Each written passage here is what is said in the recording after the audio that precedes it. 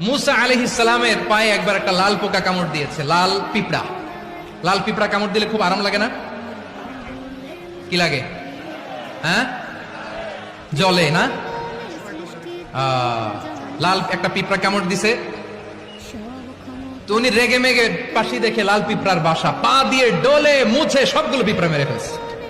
এই ঘটনাটা আল্লাহ ঘটিয়েছেন এজন্য মুসা আলাইহিস সালাম ছিলেন কালিমুল্লাহ, সরাসরি আল্লাহর সাথে কথা বলতেন। তিনি আল্লাহকে জিজ্ঞেস করেছিলেন, আল্লাহ তুমি যখন কোন জনপদে আযাব পাঠাও, শাস্তি দাও, ওখানকার শুধু জালেমরাই তো মরে না, ভালো মানুষগুলাও মরে, তো আযাব দিবা মুশরিকদের উপর দিবা, অবাধ্যদের উপর দিবা, ভালো মানুষগুলারে মারো কেন? আল্লাহ বললেন, মুসা তোমার যে কামড় দিছিল পায়ের মধ্যে পিঁপড়া, কয়টা পিঁপড়া? জোরে বলেন। একটা পিঁপড়া, তো সবগুলারে মারলা কেন? রেগে মেগে পুরো পিঁপড়ার বাসা ভেঙে ম্যাসাকার করলা কেন?